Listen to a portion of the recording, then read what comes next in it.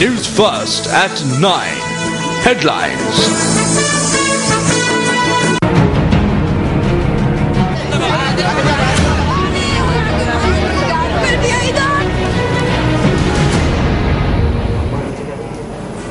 A very good evening to you and welcome to the news at 9. You are joining us live from the Newsfirst Centre in Colombo. I'm Katharina Chang and these are your headlines tonight. A training aircraft makes emergency landing at the Ratmalana airport after losing a wheel in mid-air. Protests erupt while the remains of the victim who died in a police shooting in Pasiala were being taken to the Kutulwala public cemetery. Demonstration hampers vehicular movement on the Hatton-Kotagala road. Several sacred hair relics of Lord Buddha to be donated by the Yatihalaga Rajamaha Viharya to the Uma Ls Sudarshanarama Viharya. Indian Prime Minister to streamline overseas visits of ministers. Let's now join the main news desk for details of these stories and much more. Thank you, Kathy. I'm Nicola De Souza. We move on to our top story for tonight. An incident where the wheel of an aircraft used to train new pilots fell off in mid-air was reported today. However, the pilot was able to land the aircraft safely at the Ratmalana airport with the support of the Air Traffic Control Centre at the airport. The incident occurred over the Southern Expressway when the aircraft, which belongs to a pilot training school, took off on a routing trip. According to Air Force spokesperson Wing Commander Gihan Sinimiratna, the aircraft that faced this bizarre incident was a Cessna 152, used primarily for flight training. The wheel had fallen in the Paragastota area along the Southern Expressway.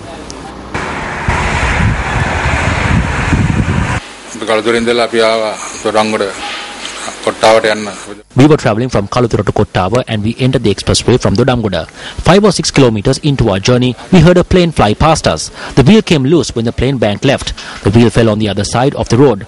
A car travelling towards Gaul managed to stop in time to avoid the wheel. We informed the highway security about this. I saw a plane flying very low at around 10 or 11 am. I thought something must be wrong. Later I got to know that there was a wheel which came loose from the aircraft next to the expressway. According to the police media unit, the wheel had fallen in close proximity to the 18.9 kilometer post in the area between Galanigama and Gaul that comes under the purview of the Millennia Police. The wheel of the aircraft has been taken to the Millennia Police for further investigations. Meanwhile, the Civil Aviation Authority has called for a report on the incident. Director General of the authority, HMC Nimalasiri, noted that officials have travelled to the location and are conducting investigations. Preliminary investigations, which were headed by the Chief Investigator of the authority, have already concluded. What are your views on this story? How did the tire of the aircraft come loose while in mid-air? Voice your opinions and thoughts through our Facebook fan page.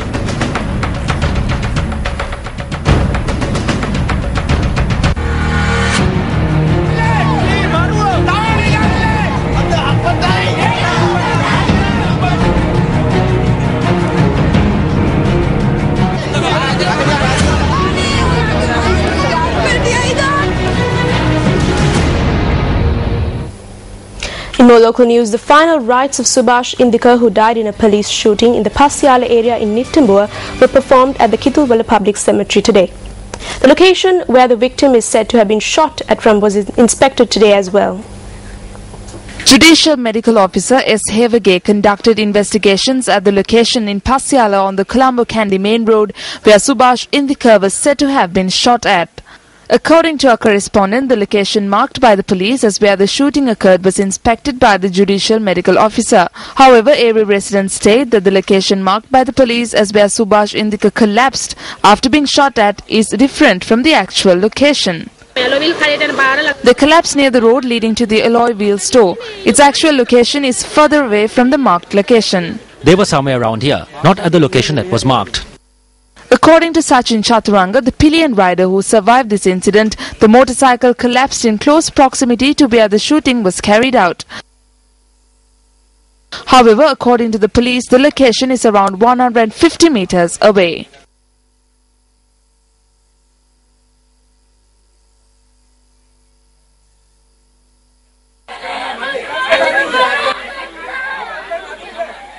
Religious observances were held at the residence of Subhash Indikar before the cortege departed from the public cemetery. The cortege proceeded along the Mirigama-Nigambo bus route number 241.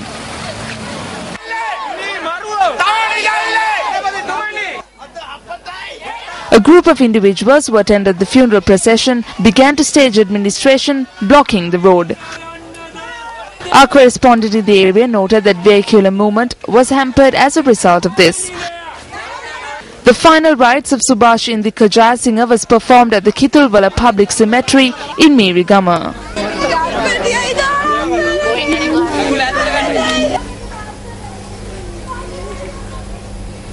Today marks the third day of the Uva Poson Udanaya. The Poson Udanaya is being organized by the Uva Parnagama United Buddhist Society together with Newsfirst.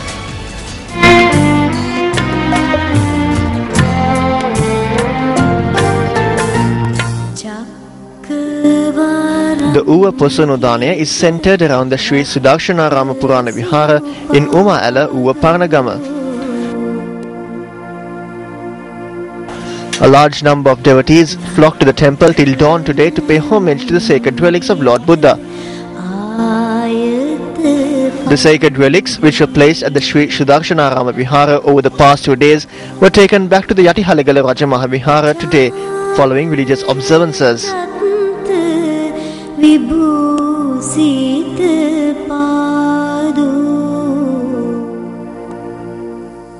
විශේෂයෙන්ම මේ දැවැන්ත පින්කම සංවිධානය කිරීමේදී සීමා සහිත capital මහරජා We wish to thank the chairman of the Capital Maharaja organization as well as its staff.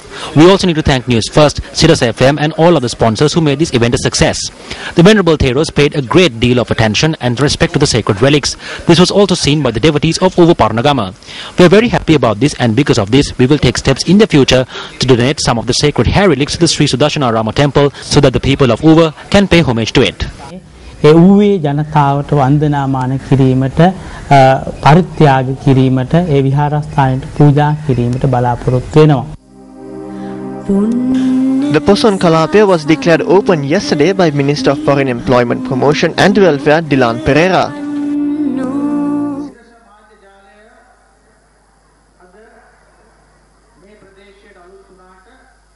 The Sirasa Media Network may be new to this area, but it is not a new thing for me.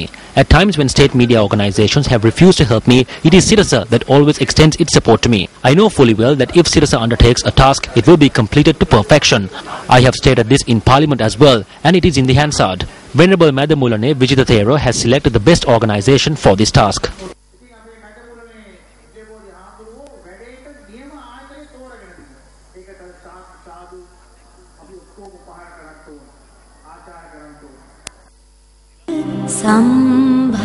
The Poson Zone features a pandal, songs of devotion as well as a replica of Mihintale.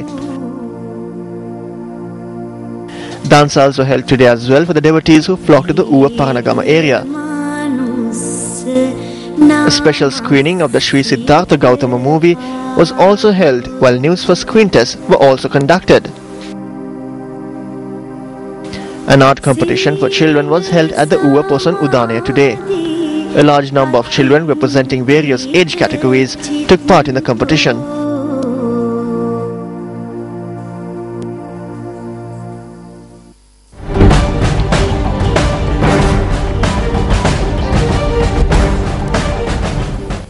President Mahinda Rajapaksa, who is currently on a tour to Bolivia, is scheduled to attend the inauguration of the G77 summit today. The summit is taking place under the theme "For a New World Order for Living Well." According to the presidential spokesperson in International Media Unit, the summit is set to commence at 6:45 p.m. local time in Bolivia. The presidential spokesperson in International Media Unit said that a large number of leaders and high-level delegations from member countries are expected to attend the summit.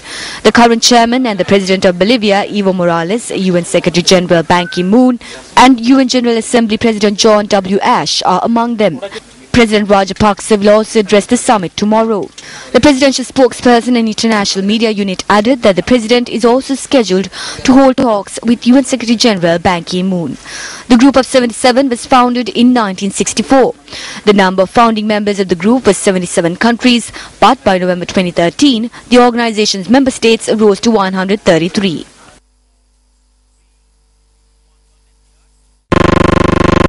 Held yesterday, Deputy Spokesperson for the UN Secretary General Farhan Haq noted that the UN expects Sri Lanka to cooperate with the work of the OHCHR.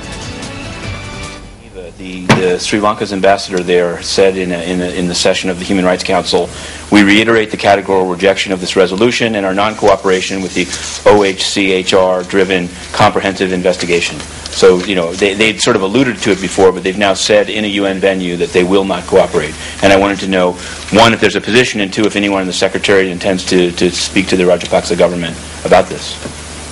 Certainly we would expect cooperation with the work of the human rights bodies regarding Sri Lanka. I actually have a little bit more to say on that, but I'll have to share that later. I don't have it with me right now. Meanwhile, a group of estate workers engaged in a demonstration today obstructing the Hatton Nuwara Road in the Kotagala area. The demonstration was launched in protest against the Kotagala Medical Officer of Health. The demonstrators allege that the Kotagala Medical Officer of Health does not provide the necessary medical facilities to the people. Vehicular movement was hampered for about 2 hours on the Hatton Nuwara Road due to the protest. The demonstrators also charged that they now have to travel to Kotagala if they are to meet the midwife who was initially stationed in the Dimulapatana area. At around 7 a.m. on the 27th of last month, I admitted my wife to this hospital to give birth to our child. But no doctor provided treatment for my wife. Although there were ambulances here, they asked us to get down a vehicle from elsewhere. While we were on the way to the hospital, she delivered the baby. We are humbly requesting the government to provide this area with a good doctor and to protect the innocent people of this area.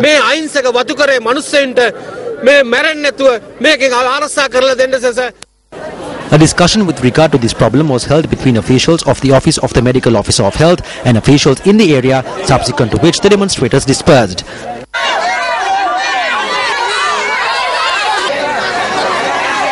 When news first inquired into the matter, MOH of Kotagala Dr. Janak Abe Gunawardhan stated that he had taken measures to stop illegal abortions within this estate. He added that as the midwife from Dimulapatana was receiving death threats, she was provided facilities at the Office of the Medical Officer of Health to carry out her duties. The Kotagala MOH further noted that even though such allegations are being levelled by the estate workers, steps have been taken to provide the best maternal and childcare services to these estate workers. The demonstration organized by the Government Midwifery Services Association continued for its third day today, citing that a group of midwives are being detained at the labour room of the Peradeniya Teaching Hospital. The Government Midwifery Services Association commenced a demonstration on the 11th of this morning, citing that midwives were not being permitted to enter the labour room of Peradeniya Teaching Hospital.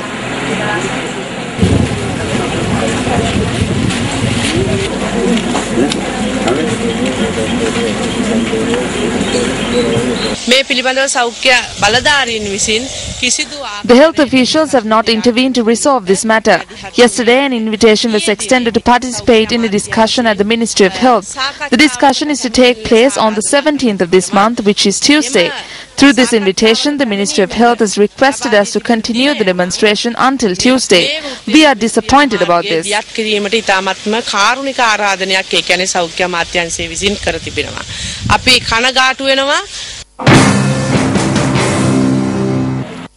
This was the response made by the chairman of the Peradeniya branch of the Government Nursing Officers Association regarding the allegations made by the midwives.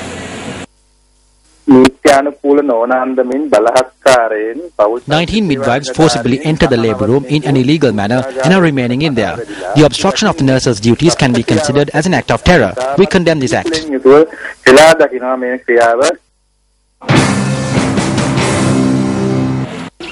Meanwhile, the relatives of the midwives are said to have been detained, charged that they are not being permitted to visit the midwives.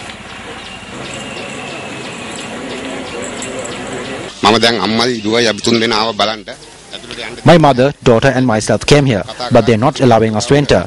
We asked them to come out, but there were security officers at the gate. They say that they cannot do anything and that they were given orders from above. They chased us away.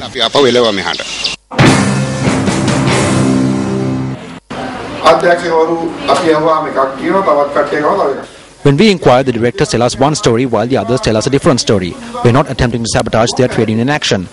We need to clearly state that what has befallen the trade union leaders is that there is no mechanism to develop the nurses. The doctors have decided that they will not operate in labour rooms in the absence of the midwives. The Government Medical Officers Association will in no way take any step beyond the law. We will not be held accountable.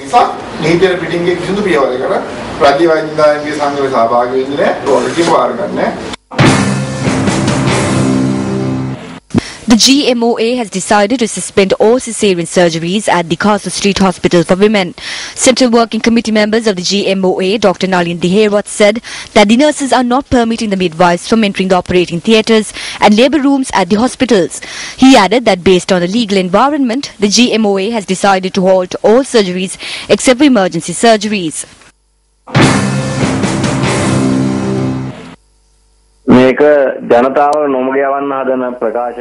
This is a statement being made to mislead the public. This decision will also inconvenience the mothers in the country. The midwives have no connection to the caesarean surgery. They are not educated about it. That is not part of their duty. Only the doctors and the nurses participate in caesarean surgery. The GMOA is attempting to create an issue that is not there.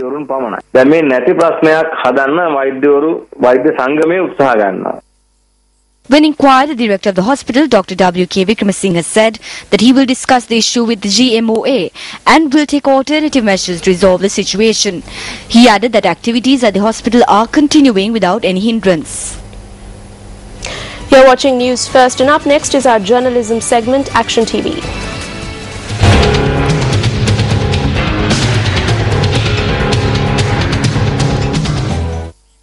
A letter issued by 39 lecturers, including 10 professors, who were engaged in formulating advanced-level economics examination papers and marking scheme over a long period of time to the Commissioner General of Examinations, revealed that the Minister of Education had made unacceptable influences during the formulation of exam papers and marking schemes. A copy of this letter was sent to the President as well. Through the letter, the lecturers request that the Commissioner General of Examinations take steps to ensure the secrecy and credibility of examinations without being influenced by various political agendas.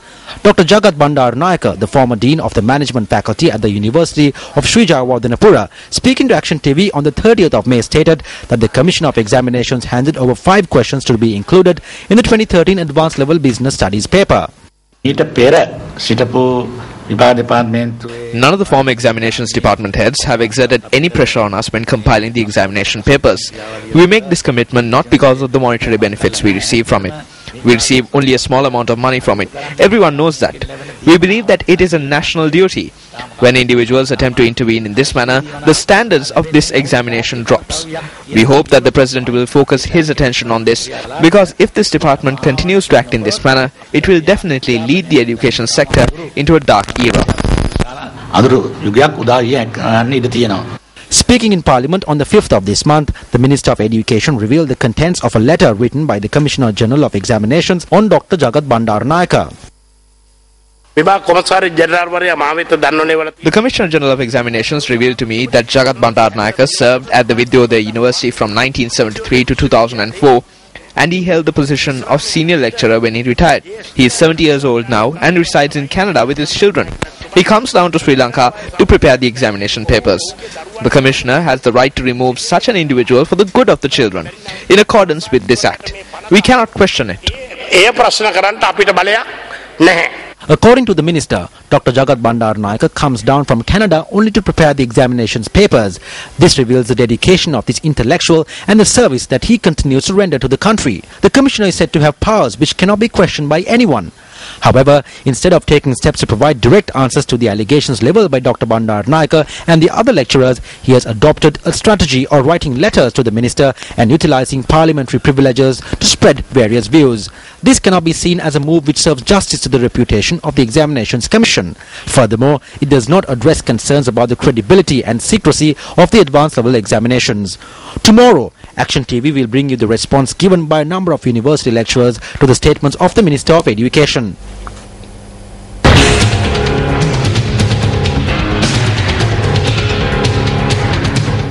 Moving on to more local news, accidents were reported from the Karandeniya, Variapola and Mavanella over the past 24 hours.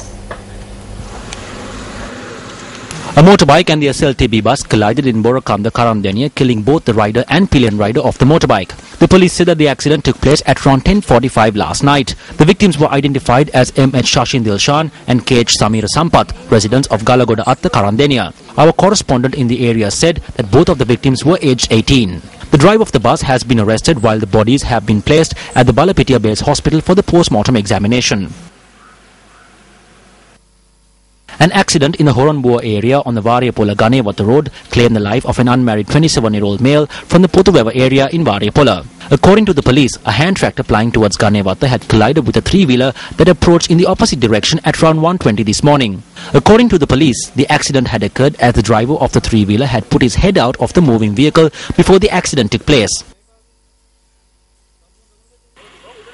14 persons were injured when a bus transporting garment workers skidded off the road in the Ambulugala area and toppled. The bus was plying from Ambulugala in Mavanalla to Kegol. The injured were admitted to the Mavanalla Base Hospital. A van plying from Kandy to Colombo met with an accident in the Batawala area in Hingula this evening. 16-year-old Mohammed Sahil, a pedestrian, and two others who were in the van at the time of the accident were injured and were admitted to the Kandy Teaching Hospital. The police said that the accident was a result of the driver falling asleep at the wheel. Meanwhile, the global event to mark the World Blood Donors Day 2014 was held at the Bandaranayake Memorial International Conference Hall today. The theme for this year's event was Safe Blood for Saving Mothers.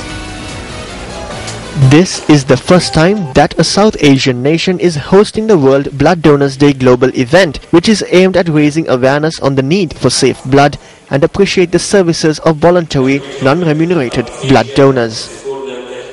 The event was graced by Minister of Health Maithripala Sirisena and was attended by officials from the Ministry of Health, representatives of the WHO and a number of other institutions. The Sri Lanka Declaration was adopted yesterday, which linked safe blood to safe maternal women, especially during childbirth. Ideally, 1% to 3% of the total population should donate blood to fulfill the need. I'm glad to see that Sri Lanka, around 800 units of blood are being collected, and 100% of the blood comes from voluntary, non-remunerated donors. A very big congratulations to Sri Lanka. This also indicates that the country has a very strong and well-coordinated national blood transfusion program supported by an altruistic community whose members are well aware of the value of blood donations. A commemorative stamp was also issued to mark World Blood Donors Day 2014. Blood donors were also felicitated at the event, which followed the presentation of awards to winners of the poster exhibition by school children.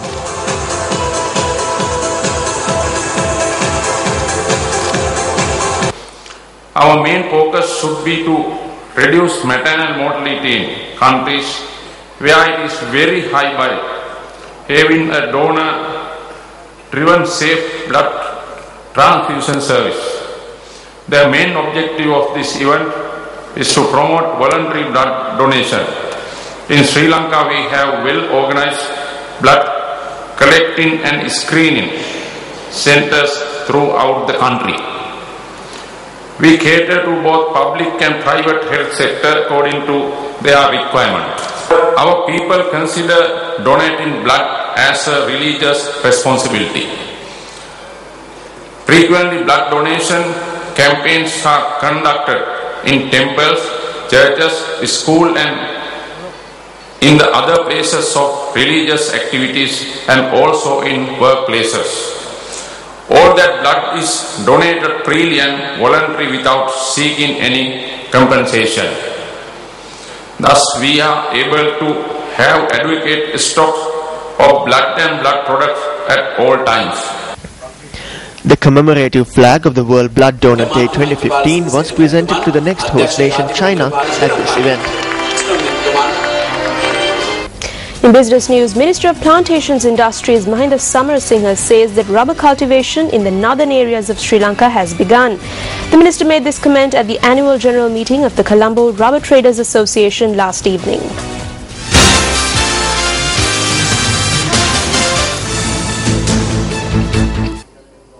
The annual general meeting of the Colombo Rubber Traders Association was attended by a distinguished gathering. We have actually started cultivating rubber in the north. There are rubber trees that are being tapped at the moment in Vavuniya, and through the Divinaguma program we have worked very closely with the Economic Development Ministry to start propagating rubber cultivation in Mullaitivu district as well. And we want to, of course, associate this program, interlinked this program with the poverty elevation program, rather than looking at big estates or big parcels of land being distributed. We want to identify those who have been resettled in those areas, people who have been victims of a protracted conflict of 30 years. To make resettlement sustainable, we need to also address their income generation challenges.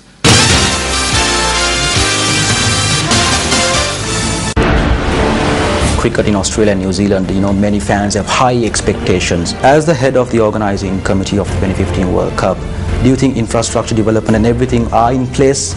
It takes a lot of things to put on a major event and make it a success, and everyone pulling in the same direction to make it, I suppose, that outcome that we were looking for.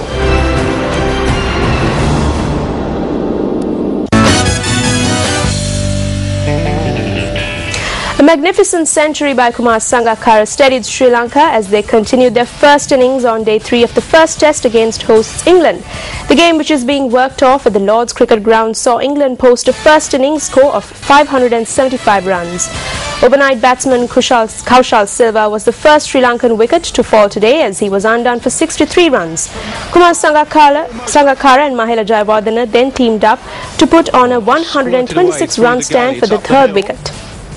Kumar Sangakkara went on to score his 36th century in the longer version of the game. This is incidentally his first century at the Lord's Cricket Ground. Mahela Jayawardene recorded his 47th Test half-century today. The partnership ended when Jayawardene was trapped in front by Stuart Broad for 55 runs. Lahiru Thirimana's stay at the crease was brief as he became James Anderson's second wicket of the day. Straight from Jordan, gets his 50.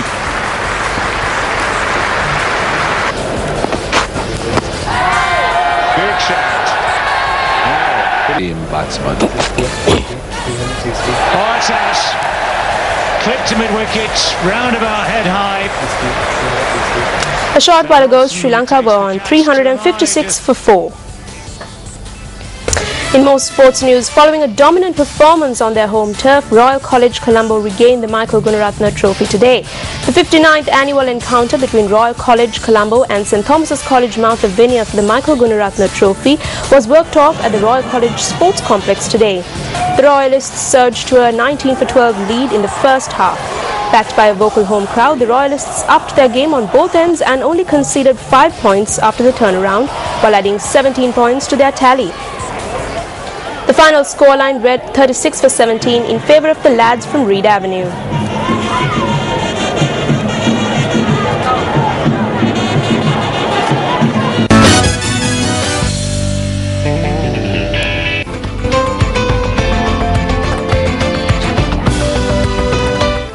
A very good evening and welcome to Weather First, where we bring you the forecast for the next 24 hours.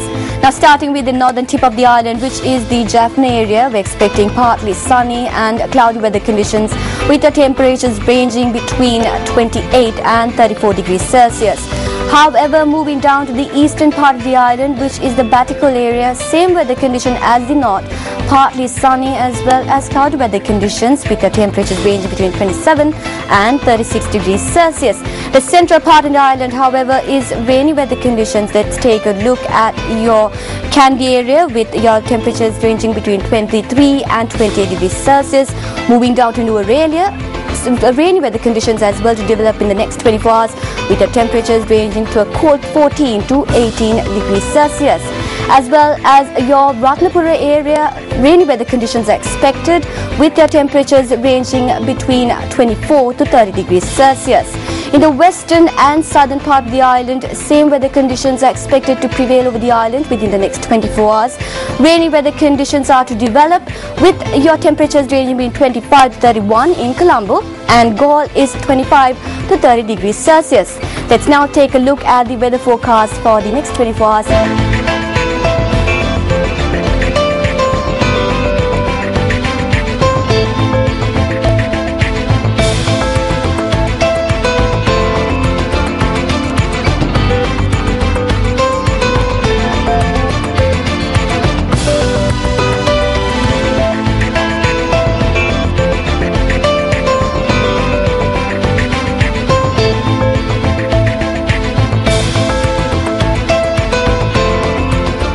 Well, that's a wrap of your primetime news for tonight. Thank you for joining us. For the Newsfirst team, I'm Nicola D'Zoiza. Take care and good night. Hotline 0114-896-896. www.newsfirst.lk. Feedback at newsfirst.lk.